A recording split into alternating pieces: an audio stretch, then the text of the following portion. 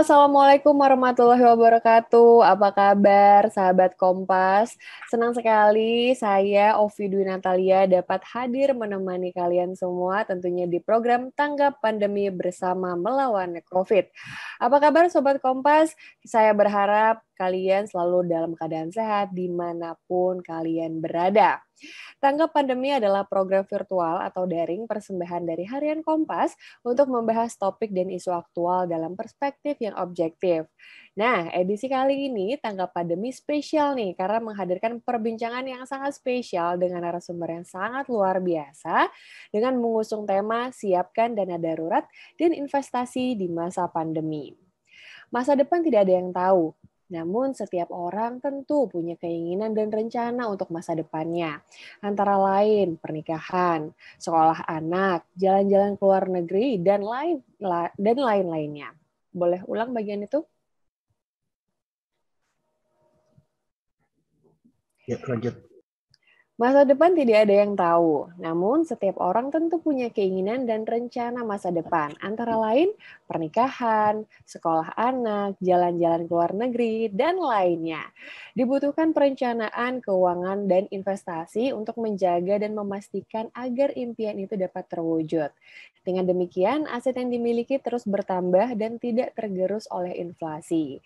Pada masa pandemi, perencanaan keuangan harus dilakukan lebih cermat lagi, mengingat tantangan finansial menjadi lebih tidak terduga. Ketidakpastian ekonomi mengakibatkan keuangan pribadi dan keluarga pun serba tidak pasti. Apalagi resiko tertular virus COVID-19 dengan segala konsekuensinya selalu mengintai. Untuk itu dibutuhkan perencanaan dan ketersediaan dana darurat sehingga kondisi finansial pribadi dan keluarga tetap terjaga. Terkait hal itu, Tanggap Pandemi menghadirkan talk show dengan tema Siapkan Dana Darurat dan Investasi di Masa Pandemi. Untuk itu, kami juga sudah menghadirkan dua narasumber yang sangat luar biasa, yang tentunya ahli di bidangnya. Untuk itu, saya akan mengundang narasumber pertama kita, ada Mbak Rista Zuestika, CFP Co-Head Advisory Finansialco. Halo Mbak Rista, apa kabar? Halo Mbak Ovi, halo sahabat Kompas. Alhamdulillah baik kabarnya. Alhamdulillah baik. Nah, nanti kita akan ngobrol-ngobrol lagi, tapi sebelum itu aku ingin memperkenalkan narasumber kedua kita, yaitu ada Mbak Ellen May, selaku founder and CEO Entred. Halo. Halo, apa kabar? Halo, apa kabar Mbak Ellen? Sehat ya? Gimana ngurusin finansial? Baik. Mbak Ellen dan Mbak Rista selama masa pandemi gimana nih? Seru. Seru Marketnya ya? Ya. Oke, dan nanti kita akan ngobrol-ngobrol lebih jauh, tapi sebelum kita masuk ke topik yang ditunggu-tunggu, saya juga ingin mengingatkan nih, ada pesan dari pemerintah melalui Satgas Penanganan COVID-19 untuk selalu ingat pesan Ibu sebagai upaya pencegahan penyebaran COVID-19. Pemerintah melalui Satgas Penanganan COVID-19 mengkampanyekan dan menekankan perilaku 5M, mencuci tangan, memakai masker, menjaga jarak, menjauhi kerumunan, dan mengurangi mobilitas. Terkait hal ini, tema yang diangkat tentunya sebagai pesan kunci adalah untuk selalu ingat pesan Ibu.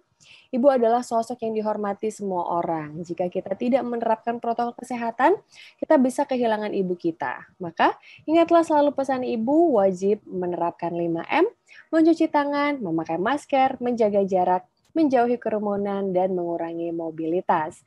Bila abai, bisa membahayakan diri sendiri dan keluarga. Ingat pula untuk mendukung dan bekerja sama untuk melakukan 3T, yaitu tracing, testing, dan treatment sebagai upaya menekan penularan COVID-19 dengan sukarela bersedia dites, ditelusuri kontak erat, serta dirawat jika positif COVID-19.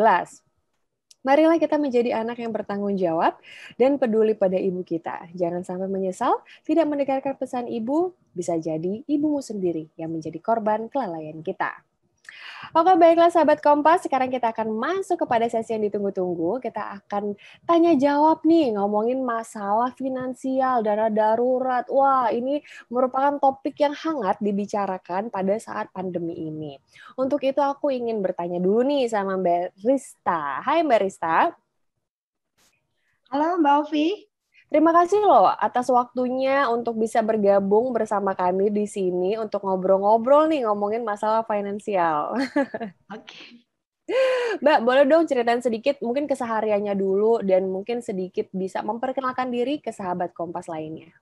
Oke, baik. Halo, salam kenal buat sahabat Kompas. Perkenalkan, aku Rista Swestika. Aku adalah seorang perencana keuangan yang saat ini prakteknya di finansialku.com pastinya. Kenapa sih kok dibilang praktek nih Mbak Ovi? Sama, tugasnya kita ngebantuin masyarakat kasih resep biar keuangannya jadi lebih sehat Mbak Ovi. Oke, wah ternyata untuk masalah keuangan juga butuh resep ya. Aku pun baru tahu nih. Nah, kita akan belajar banyak, akan kulik-kulik lebih dalam lagi mumpung ada pakarnya di sini. Oke deh, kalau gitu aku pengen tanya nih Mbak. Pertanyaan pertama tuh kira-kira kenapa ya kita itu butuh merencanakan keuangan, terus kenapa juga kita perlu melakukan investasi? Oke. Ini pertanyaannya bagus banget ya Mbak Ovi sama sahabat Kompas. Kenapa sih kita harus merencanakan keuangan dan kenapa juga harus investasi? Jawabannya, karena uang butuh arahan dari si pemiliknya. Gitu Mbak Ovi. Oke. Jadi gini Mbak Ovi, gaya hidup ini kan semakin konsumtif gitu kan ya. Inflasi juga yang membuat kebutuhan hidup ini semakin lama semakin mahal juga gitu ya. Nah, semakin sadarnya keinginan untuk hidup sejahtera gitu ya, menuntut kita sebagai masyarakat Indonesia ini harus lebih cerdas dalam mengelola keuangan. Kenapa? Karena uang ini kita dapatin itu tidak mudah. Sedangkan pada saat mendapatkan uang ini banyak value, banyak barter waktu gitu kan ya. Banyak yang harus kita korbankan. Nah, kenapa sih uang ini harus direncanakan? Karena tadi mencari uang itu tidak mudah dan banyak resiko yang bisa terjadi dalam kehidupan kita sehingga uang itu bisa hilang dalam kehidupan kita. That's why kenapa harus direncanakan dan kenapa juga kita harus berinvestasi. Seperti itu Mbak Ovi. Oke, wow, menarik sekali ya. Jadi uang pun butuh arahan dari pemiliknya. Itu menarik. Nanti kita akan mengulik lebih jauh bagaimana kita menentukan arah itu untuk menuju jalan yang benar gitu ya. Tapi sebelum itu aku ingin bertanya dong dengan Mbak Ellen. Mbak Ellen, menurut Mbak Ellen kenapa sih investasi itu juga tentunya menjadi bagian yang sangat penting dari perencanaan keuangan? Ya, investasi pastinya jadi bagian yang sangat penting ya, karena kita nggak bisa terus-menerus mengandalkan cuman tabungan aja. Kita mau return pertumbuhan uang kita juga lebih cepat, lebih tinggi, tapi pastinya investasi ini mengandung risiko juga yang kita harus antisipasi. Nah, orang kan punya tujuan finansial kan besar ya. Kalau kita cuma mengandalkan tabungan, deposito, dan juga kerja secara aktif aja, ya mungkin itu cukup bagus, tapi alangkah baiknya kalau kita bisa berinvestasi kan itu bisa dipercepat juga gitu. Hasilnya pasti akan lebih bagus. Oke, wow. Yang satu butuh arahan, yang satu kita akan istilahnya tuh mengerti resiko-resiko yang terjadi dari dunia investasi. Aku ingin ke Mbak Rista dulu nih. Mbak Rista mungkin bisa dijelasin nggak lebih jauh mengenai prinsip-prinsip umum bagaimana kita harus merencanakan keuangan dengan baik gitu. Karena banyak orang yang sudah merencanakan sudah gitu ya. Apa yang direncanakan? Ya saya yang penting tabung aja, yang penting kan saya udah punya pegangan gitu. Nah itu kan masih awam banget untuk bicarakan. Jadi mereka juga agak sedikit sensitif kalau misalnya agak sedikit terbuka tentang masalah keuangannya. Gimana nih Mbak Rista? Oke, kalau ngomongin tentang bagaimana sih cara harus merencanakan keuangan, kemudian prinsip-prinsip apa aja sih yang harus kita perhatikan gitu ya Mbak Ovi sama sahabat Kompas. Sebenarnya gini, ketika kita ngomongin perencanaan keuangan, artinya merencanakan uang, sudah pasti harus ada uangnya dulu gitu kan ya. Nah pertanyaannya adalah kalau merencanakan keuangan harus ada uangnya dulu, gimana dong yang nggak ada duitnya? Makanya banyak sekali peluang-peluang yang harus kita lakukan gitu ya untuk mendapatkan si uang tadi. Nah ketika uangnya udah ada, tidak berbicara tentang seberapa kecil atau seberapa besar, semuanya tetap harus direncanakan biar nggak kesasar duitnya gitu ya, biar nggak bocor semua rekeningnya gitu. Jadi harus direncanakan. Nah, apa sih yang harus diperhatikan? Sudah pasti yang pertama ada uangnya. Kemudian yang kedua kita buat perencanaan keuangannya. Nah, pada saat membuat perencanaan keuangan ini harus berdasarkan skala prioritas nih Mbak Ovi. Wajib, butuh, dan ingin gitu ya. Jangan keinginan dulu baru kewajiban gitu ya. Nah, jadi tadi wajib, butuh, dan ingin. Nah, kemudian kita harus punya dana darurat dulu gitu ya. Kemudian baru ngomongin tentang hutang dan piutang. Nah, kemudian di level kedua yang mesti kita perhatikan adalah mitigasi resiko. Karena betul yang Mbak Ovi sampaikan tadi, kemudian Mbak Ellen sampaikan tadi, bahwa hidup itu kita nggak ada yang tahu gitu ya. Tapi kita harus merencanakan karena untuk mempersiapkan apa yang akan terjadi ke depannya, karena kita nggak ada yang tahu gitu ya. Nah, itu harus punya yang namanya mitigasi resikonya seperti asuransi. Nah, kemudian yang ketiga baru kita perhatikan tentang tujuan keuangan kita, jangka pendek, menengah, dan jangka panjang. Mau kemana nih? Nah, itu nanti areanya Mbak Ellen gitu ya, untuk ngomongin investasi tuh lebih pahamnya gitu ya. Nah, kemudian baru kita ngomongin tentang dana pensiun. Kemudian kita berbicara tentang distribusi kekayaan. Nah, poin-poin itu yang harus kita perhatikan dalam kita merencanakan keuangan kita gitu Mbak Ovi. Wow, sudah dijelaskan sungguh sangat komprehensif ya oleh Mbak Rista nih. Jadi mulai dari harus ada uangnya dulu ya, uangnya dulu, kemudian kita baru nih bisa menentukan rencana, terus ada berapa persennya nanti kita akan bahas ya untuk dana daruratnya, kemudian mitigasi resikonya, kemudian tujuan jangka pendek, jangka panjang, dan itu juga berkaitan masa tua kita kan, kita juga nggak mau ya masa tuanya ketika kita udah nggak bisa bekerja jadinya ngutang atau mungkin malah merepotkan anak atau mungkin keturunan kita lainnya. Nah, sekarang aku mau ke Mbak Ellen dulu nih. Kalau misalnya kita ngomongin masa investasi, misalnya nih, saya punya keuangan yang masih terbatas dan hanya cukup untuk memenuhi kebutuhan rutin saja, kebutuhan keseharian. Apakah saya juga harus melakukan investasi? Dan bagaimana cara mengatur keuangan untuk kondisi seperti itu? Dan investasi seperti apa yang paling cocok? Sebenarnya kalau kita bicara, misalkan uang kita benar-benar baru cukup untuk memenuhi kebutuhan sehari-hari, yang perlu dilakukan adalah yang pertama evaluasi sih. Benar nggak sih ini cuma buat memenuhi kebutuhan sehari-hari atau sebenarnya ini bukan kebutuhan tapi keinginan gitu. Jadi masih ada nggak sih yang sebenarnya kita bisa bikin lebih pack lagi, itu yang pertama. Kemudian yang kedua, kalau memang kondisinya benar-benar mepet banget sih, sebenarnya jangan dipaksakan untuk berinvestasi. Kenapa? Karena investasi mengandung risiko. Nah, jadi kalau misalkan memang kondisinya benar-benar mepet banget, mungkin kelebihan uang itu tadi dialokasikan untuk tabungan dulu, sehingga nanti kalau ada kebutuhan-kebutuhan yang lebih urgent itu bisa dipakai dulu. Tapi pastinya jika punya kondisi seperti itu, selain menabung dan juga kumpulin uang untuk kebutuhan darurat gitu ya, pastinya juga harus tetap mempunyai mimpi untuk berinvestasi. Caranya dengan semakin menambah kerja aktif, menambah income ya. Jadi prinsipnya investasi tidak bisa dipaksakan. Investasi itu nggak bisa buru-buru. Investasi itu sebaiknya yang diinvestasikan adalah ilmunya dulu gitu. Jadi belajar dulu sambil ngumpulin modalnya, sambil ngumpulin ilmunya. Jadi jangan sampai terburu-buru investasi. Jadi saya di capital market itu udah sejak tahun 2007 dan saya mengalami ketika saya nyantai dalam berinvestasi hasilnya bagus. Ketika saya terburu-buru, serakah dan terlalu banyak dengerin kata orang biasanya gitu loh. Jadi kepengen, wah si A ini cuan dengan cara begini, padahal udah caranya udah bener, ganti lagi kayak gitu-gitu. Nah, itu jadi yang mempengaruhi juga. Intinya investasi mesti santai dan kumpulin ilmunya dulu gitu. Oke, karena banyak sekali yang mencoba investasi pada saat ini kan banyak ya lagi hangat-hangatnya, oh coba investasi ini, coba investasi itu, tapi minim informasi, terus kalut ngelihat orang pada masukin dana besar di situ pada ikutan, terus ternyata malah rugi. Nah itu yang kayaknya sangat penting untuk kita mencari tahu informasinya terlebih dahulu, seperti kata Mbak Ellen. Wow, menarik sekali nih. Dan sekarang saya ingin bertanya nih kepada Mbak Rista. Mbak Rista, kira-kira kapan sih kita tuh harus memulai perencanaan keuangan dan berapa dana minimal yang dibutuhkan? Oke, ini pertanyaan yang selalu ditanyakan gitu ya. Kapan sih waktu yang tepat untuk memulai gitu ya, memulai berinvestasi gitu ya, memulai merencanakan keuangan, selalu ditanya kapan waktu yang tepat. Sebenarnya gini, kalau ditanya waktu kapan yang tepat adalah yang segera dimulai gitu kan ya. Kenapa? Karena perencanaan keuangan itu adalah sebuah seni yang memberikan kebebasan kepada kita si pemilik uang untuk mengelola dan mengatur uangnya, bukan kita diatur oleh uang. Jadi kalau pertanyaannya kapan waktu yang tepat, ya Ya sudah pasti sedini mungkin gitu ya. Kenapa sih kalau sedini mungkin? Karena semakin cepat kita melakukan perencanaan keuangan di saat kita masih produktif, maka semakin cepat juga kita mewujudkan tujuan-tujuan keuangan kita. Kalau misalnya selalu hanya ditanya tapi tidak mulai, ditanya tapi tidak mulai, ya sudah. Artinya Anda akan mempersiapkan untuk kehidupan Anda gagal seperti itu, Mbak Ovi.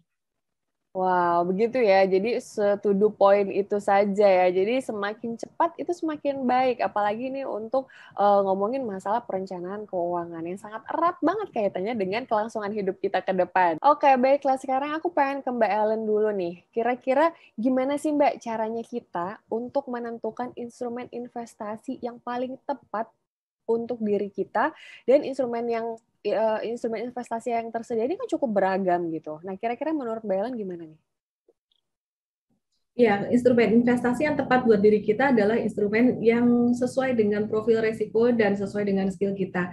Terus mungkin beberapa orang bilang, waduh, aku profil resikonya kayak gimana, nggak ngerti. Ilmu juga aku belum punya, kalau gitu aku nggak usah investasi deh. Nggak gitu juga. Jadi mungkin kita bisa mencoba, kita bisa cari tahu gitu. Jadi mungkin yang pertama, instrumen investasi yang sangat rendah risiko, tapi juga rewardnya nggak begitu besar juga, itu mungkin bisa start dari obligasi kalau untuk investasi di pasar modalnya. Baru kemudian di atasnya ada reksadana, ini pun ada macam-macam reksadana. Ada reksadana pasar uang, reksadana pendapatan tetap, kemudian reksadana campuran, dan paling atas reward dan risikonya adalah reksadana ekuitas atau reksadana saham.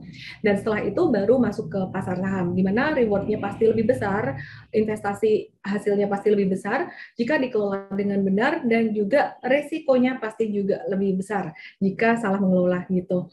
Nah, selain itu di luar capital market ada jenis investasi yang lain yang teman-teman mungkin bisa pertimbangkan. Salah satunya adalah investasi emas fisik ya, secara fisik. Kenapa? Kalau emas fisik itu kita lihat bahwa mungkin secara return-nya nggak setinggi investasi di capital market atau di pasar modal. Tapi kalau investasi secara fisik di emas itu gunanya hanya untuk lindung nilai aja dari uang teman-teman gitu. Jadi jangan semua investasi itu ditaruh di investasi yang tujuannya untuk menumbuhkan atau melipat gandakan uang. Mesti sebagian investasi ditaruh di tempat yang fungsinya adalah untuk menjadi lindung nilai dan sifatnya cenderung liquid. Nah, bagaimana dengan investasi properti?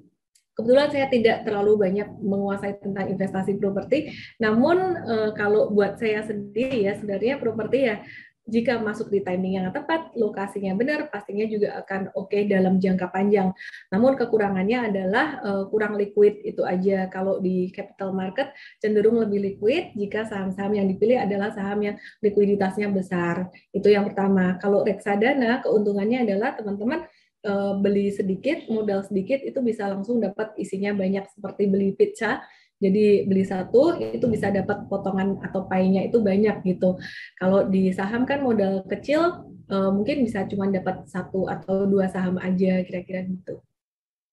Oke, wow, ternyata banyak sekali pilihannya, dan kita juga harus jauh lebih cermat ya untuk memilih instrumen investasi mana yang paling tepat untuk kita, dan harus lebih berhati-hati. Apa perlu juga kita untuk berkonsultasi dengan ahlinya ya.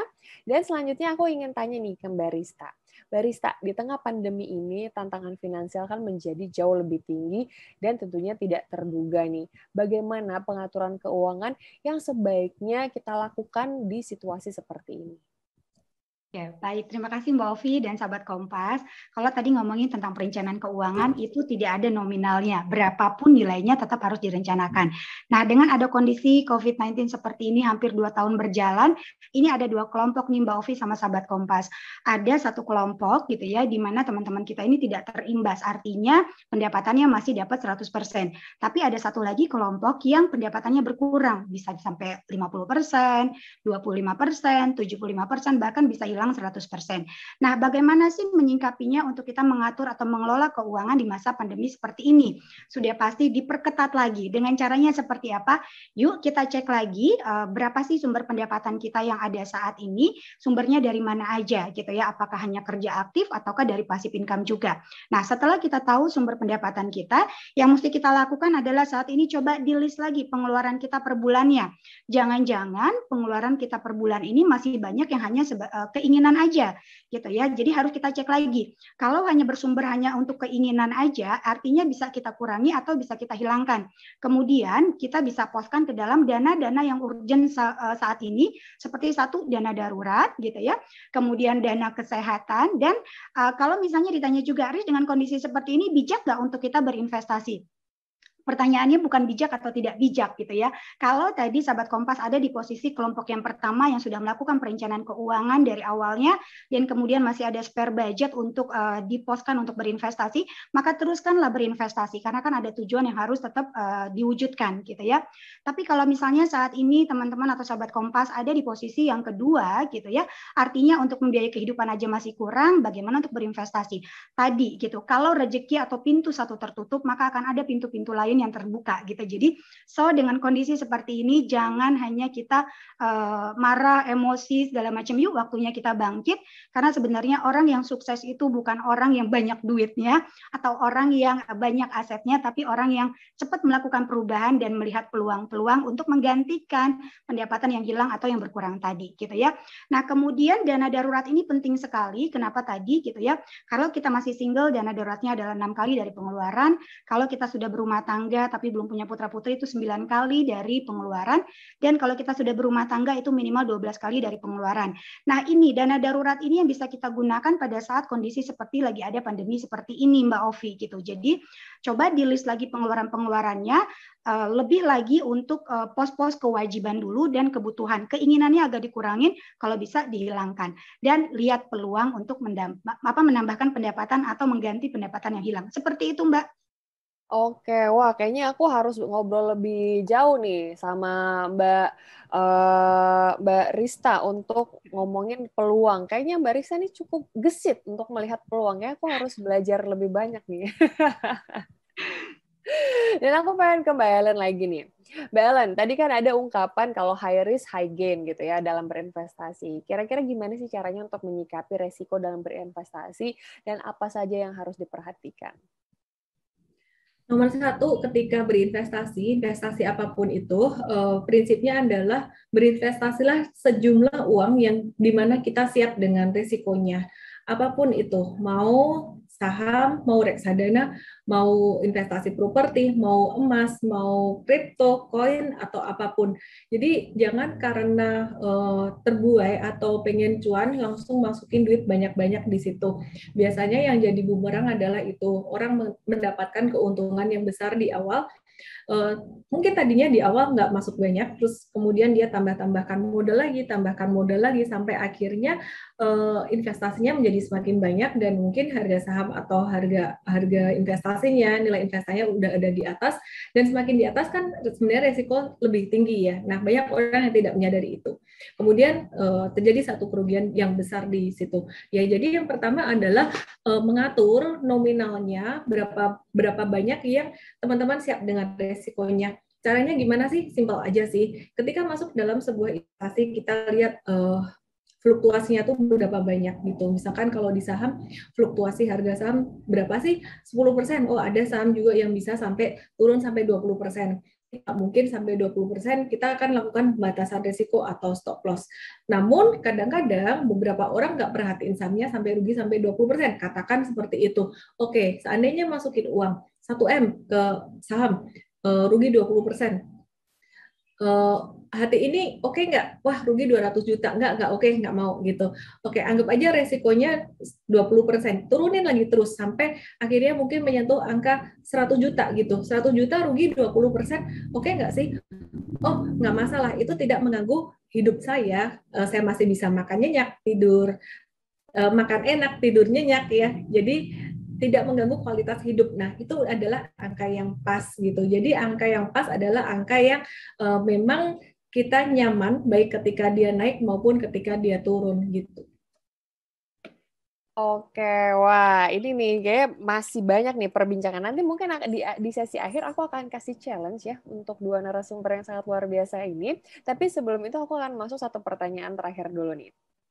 untuk Mbak Rista. Mbak Rista, di tengah intayan dari penularan COVID-19 ini tentunya kita membutuhkan dana darurat yang seperti Mbak bilang tadi, bahkan ada 6 kali pengeluaran, 12 kali, dan lain sebagainya. Ternyata banyak sekali ya dana darurat itu. Dan bagaimana sih bisa mempersiapkan dana darurat, sementara kita aja untuk pemenuhan kehidupan pribadi sehari-hari itu istilahnya masih kesulitan, dan masih banyak juga orang yang minim informasi dan minim kemampuan untuk membedakan antara kewajiban, kebutuhan, dan keinginan tadi. Gimana nih, Mbak?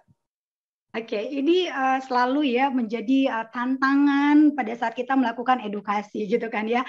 Riz, gimana menyiapin dana darurat? Kalau buat makan atau kehidupan sehari-hari aja masih kurang gitu ya. Udah, nggak usah pusing dulu gitu ya. Udah ngedapetin duitnya susah, kemudian merencanakannya juga jadi stres nih Mbak Ovi. Jadi nggak nyantai. Ngomongin uang itu harus santai gitu ya. Nah, yang mesti kita lakukan adalah tadi gini ya, kita tahu resiko itu selalu hadirnya tidak pernah assalamualaikum, tidak pernah ketok pintu gitu kan ya. Tapi ketika hadir dia bisa merusak kondisi keuangan kita secara besar gitu ya. Nah, artinya kita harus punya dana darurat. Nah, tadi ketika kita punya pendapatan, tidak bicara besar atau kecil. Coba deh bersyukur dulu gitu ya. Kemudian kita rencanakan, di list dulu kemana sih setiap bulan ini keluarnya. Contoh ada kebutuhan wajibnya gitu ya, kayak bayar pajak, kemudian kita bersedekah gitu ya, atau persepuluhan. Kemudian juga ada dana tabungan atau investasi udah diposkan dari awal gitu ya. Kemudian ada asuransinya, kemudian juga baru kita ngomongin tentang hutang piutang, baru masuk ke dalam kebutuhan pribadi. Nah, dari situ di list dulu kira-kira gitu ya, ada nggak sih yang sebenarnya bisa kita tekan dengan kondisi saat ini, kemudian dananya kita poskan ke dalam dana darurat.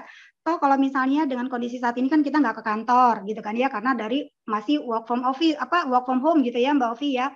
Kemudian untuk yang perempuan-perempuan kan udah nggak beli baju, nggak beli make up gitu kan ya. Nah itu jadi coba dicek lagi dari pengeluaran-pengeluaran yang kecil-kecil gitu, yang bisa kita kurangi bahkan kita hilangkan, kita masukkan ke dalam pos dana darurat atau dana pos kesehatan saat ini itu lebih penting gitu ya. Nah kalau misalnya permasalahannya Riz, duitnya kan nggak ada, ya itu tadi Rista bilang, kalau kita hanya fokus dengan masalah, maka yang keluar adalah keluh kesah Mbak Ovi.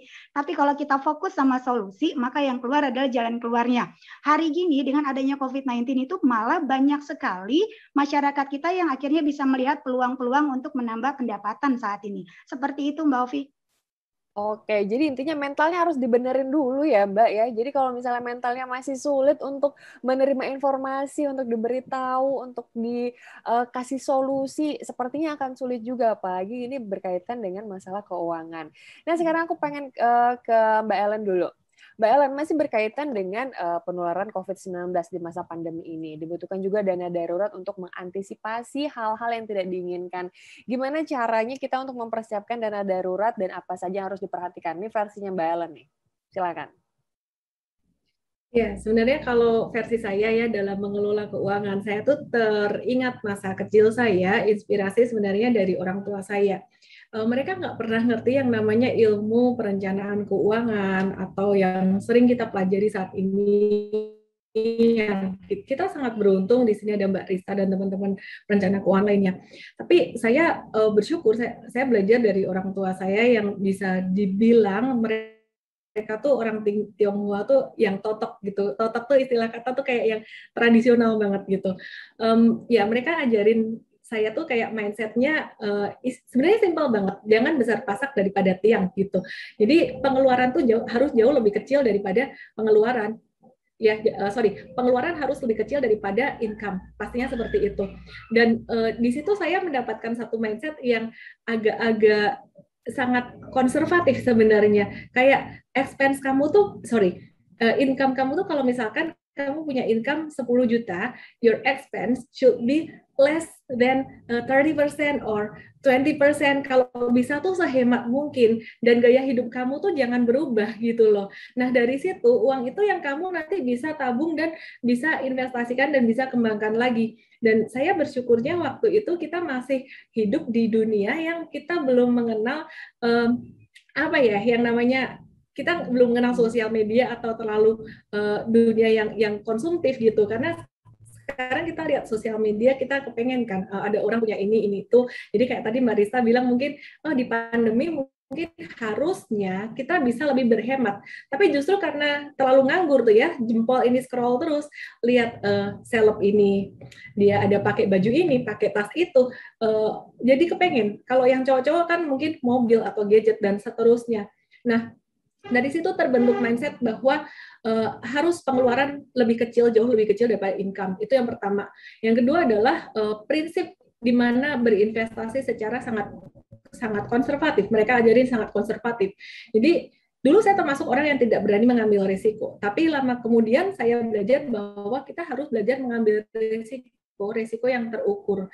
Jadi kenapa tadi saya bilang bahwa investasi itu harus dipisahkan sebagian untuk yang lindung nilai, yang sebagian lagi untuk growth. Kalau untuk lindung nilai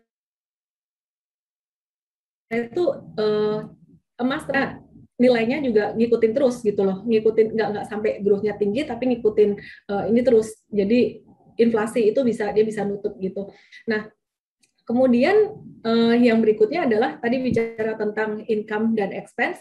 Kemudian yang kedua bicara tentang prioritas sebenarnya. Jadi mungkin mindset saya yang dulu kayak wah expense-nya harus super kecil banget. Nah itu yang mesti dibenerin dengan cara sebenarnya nggak kayak gitu, tapi expense itu mengikuti prioritas. Prioritas kita yang pertama apa? Pastinya keluarga dan kesehatan. Kemudian yang kedua adalah ilmu atau leher ke atas gitu. Nah, ini agak-agak tricky juga bicara tentang keluarga dan kesehatan, karena kadang kita bilang, wah ini untuk keluarga, tapi sebenarnya itu sesuatu yang sifatnya konsumtif atau berlebihan gitu. Jadi mesti harus diukur-ukur juga gitu. Intinya sih prinsipnya sebenarnya jangan besar pasak daripada tiang, itu aja.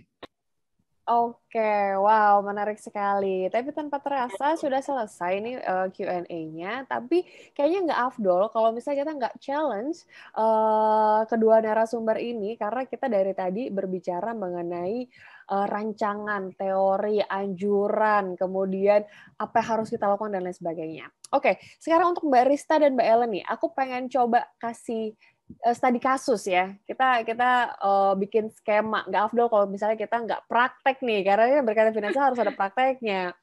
Misalnya gini, let's say ada 10 juta dengan pengeluaran kita per bulannya itu 6 juta. Kira-kira dengan dana yang tersisa, menurut Mbak Ellen dan Mbak Rista, apa yang harus dilakukan menurut versi kalian masing-masing? Dipersilakan. Boleh, siapa dulu? Mbak Ellen dulu deh. Mbak Ellen. Tadi signalnya agak keputus, pertanyaannya nggak jelas, boleh diulang? Oke, jadi pertanyaannya gini, jadi skenarionya kita punya uang 10 juta rupiah nih, penghasilan setiap bulannya. Kemudian pengeluaran kita, kebutuhan untuk setiap bulannya itu 6 juta. Menurut Mbak Ellen dan Mbak Rista, dengan dana yang tersisa, model investasi seperti apa, serta pengelolaan persentase ke dana darurat, ke kesehatan, ke tabungan, itu skenario seperti apa?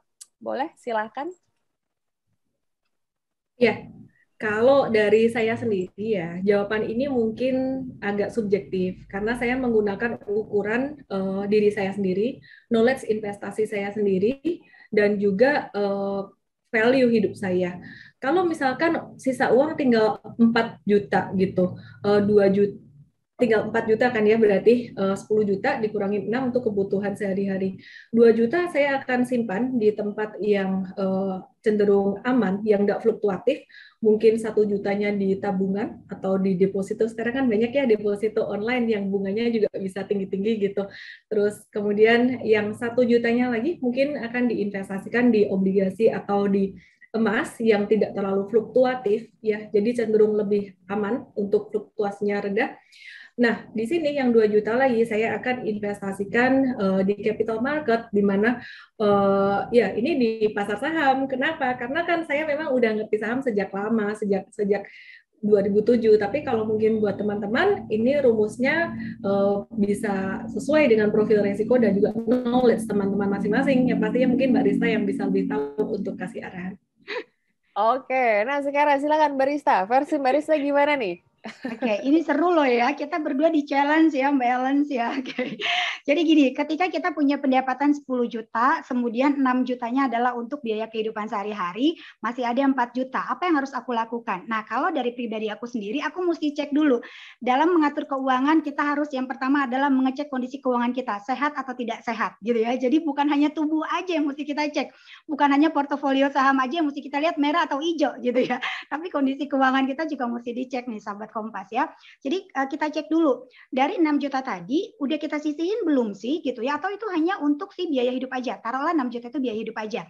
Nah, artinya 4 juta ini saya akan alokasikan, kalau saya pribadi, saya akan alokasikan untuk mitigasi resikonya, yaitu asuransi. Kenapa? Karena saya pencari nafkahnya dan saya sumber income-nya. Kalau terjadi resiko dengan saya, artinya ada potensi uang yang akan hilang dari saya gitu ya, dan keluarga juga akan kehilangan pastinya. Jadi 1 juta misalnya saya masukkan ke dalam asuransi, saya mesti lihat dulu apakah asuransi kesehatan ataukah asuransi jiwa. Apakah cukup dengan dana yang saya sudah budgetin 1 juta tadi. Nah, kemudian kalau saya sudah aman secara mitigasi resikonya, saya akan naik gitu kan ya. Artinya 2 juta saya siapkan untuk dana darurat. Nah, karena ini ngomongin tentang dana darurat, saya hanya akan simpan di dalam 4 instrumen misalnya. Ada tabungan, ada deposito, ada reksadana pasar uang, ataupun di emas gitu ya, karena 4 instrumen tadi cocok untuk digunakan sebagai penyimpanan dana darurat gitu ya. Nah, berarti udah 3 juta. Nah, 1 jutanya lagi ini aku pegang untuk dana jaga-jaga atau cadangan aku. Ditakutkan nanti dari 6 juta ternyata aku over budget nih gitu ya. Karena ada kejadian atau resiko yang ya mau nggak mau misalnya harus kita keluarkan duit. Nah, jadi 1 jutanya aku dana cadangan yang aku masukkan dalam tabungan untuk rutinitas aku setiap hari atau setiap bulan. 2 jutanya aku simpan untuk reksadana pasar dana darurat gitu kan ya. Nah, kemudian 1 jutanya aku belikan untuk mitigasi resiko dalam bentuk asuransi kesehatan maupun jiwa. Begitu Mbak Ovi. Wow, luar biasa. Kita tepuk tangan untuk kedua narasumbernya, sangat luar biasa. Mbak Rista dan Mbak Ellen, luar biasa ya. Cepat sekali ya perhitungannya. Oh, dari sini ke sini, ini ke sini, ke sini. Luar biasa. Saya jadinya belajar banyak banget nih dari Mbak Rista, Mbak Ellen. Dan sebelum menutup sesi diskusi ini, nanti saya akan meminta closing statement dari kedua narasumber, dari Mbak Rista dan dari Mbak Ellen. Tapi sebelum itu, izinkan saya untuk sedikit menyimpulkan hasil diskusi kita pada hari ini. Tadi kita sudah ngomongin masalah dana darurat dan investasi, bagaimana kita menentukan prioritas kita dalam kehidupan sehari-hari. Harus ada di review ulang lagi, dievaluasi lagi. Apakah kebutuhan kita setiap hari, setiap bulannya itu dalam taraf yang sehat atau tidak sehat, seperti kata Mbak Rista dan Mbak Ellen gitu ya. Kita juga harus menentukan skala prioritas, mulai dari skala mana yang wajib, mana yang butuh, mana yang pingin. Nah, itu yang mesti kita pelajari lebih jauh, jadi jangan kemana-mana, harus terus saksikan diskusi kita, yaitu hanya dari Kompas. Dan sekarang kita akan masuk kepada untuk pesan dari Satgas Penanganan COVID-19, bahwa kita harus selalu ingat pesan Ibu sebagai upaya pencegahan penyebaran COVID-19. Pemerintah melalui Satgas selalu mengkampanyekan dan mengingatkan kepada seluruh masyarakat untuk menerapkan perilaku 5M, yaitu mencuci tangan, memakai masker, menjaga jarak, dan menjauhi kerumunan, serta mengurangi mobilitas. Selanjutnya kita akan dengarkan closing statement dari Mbak Rista dan Mbak Ellen. Boleh Mbak Rista, silakan duluan. Oke, baik. Kalau closing statement-nya udah ngomongin uang itu, you enjoy aja. Karena seperti yang dari awal Rista bilang, kalau ngomongin uang itu jangan terlalu berat, karena mendapatkannya juga sudah lumayan butuh perjuangan gitu ya. Yuk, waktunya sahabat Kompas ubah wacana jadi rencana, agar terhindar dari bencana dan plan your money. Wow, keren. Sekarang silakan Mbak Ellen. Ya, jadi kalau kita bicara tentang uang, kita mesti ngerti sebenarnya purpose hidup kita tuh apa. Jadi bukan cuman kita tuh hidup buat cari-cari uang doang, tapi kita mesti tahu apa sih sebenarnya tujuan hidup kita, apa tujuan kita sebagai manusia itu diciptakan di dunia ini. Sang pencipta kita punya tujuan yang unik buat masing-masing dari kita. Kalau kita tahu purpose hidup kita bekerja dengan purpose, kita berinvestasi dan mengelola semuanya dengan purpose, itu juga pasti hasilnya akan lebih baik dan kita lebih bahagia. Dan gimana caranya berinvestasi dengan baik, fokus belajar dan nggak greedy, nggak serakah. Sebenarnya kembali lagi lagi ke purpose itu. Kalau kita fokus ke uangnya, kadang-kadang kita bisa jadi nggak objektif di dalam mengambil keputusan. Itu yang ingin saya sampaikan. Oke, wow, luar biasa sekali closing statement-nya dan closing statement dari kedua narasumber menutup sesi diskusi kita pada hari ini. Dan tentunya saya ingin mengucapkan terima kasih sekali lagi kepada Mbak Ellen, Barista atas ilmunya sangat luar biasa. Karena kalau ngomongin masalah uang tidak akan cukup dalam 1 jam saja ya, sudah pasti. Jadi salam sehat untuk Barista dan Mbak Ellen. Salam sehat untuk Mbak dan keluarga. Terima kasih sudah bergabung bersama kami di Kompas. Terima kasih. Terima kasih. Oke, baiklah. Sahabat Kompas, itu dia tadi perbincangan yang tiada habis-habisnya. Makin penasaran, semakin ngobrol semakin penasaran. Tapi sayang sekali kita sudah memasuki sesi akhir pada tanggap pandemi hari ini. Dan tentunya untuk berbagai informasi seputar COVID-19, silakan diikuti di Harian Kompas dan tentunya website kompas.id, karena setiap hari Kompas menyajikan berita-berita terkini, artikel tips, serta infografis fakta dan data menarik tentang COVID-19. Akhir kata saya Ovi Natalia pamit undur diri, sampai berjumpa di program Tanggap Pandemi selanjutnya. Assalamualaikum warahmatullahi wabarakatuh.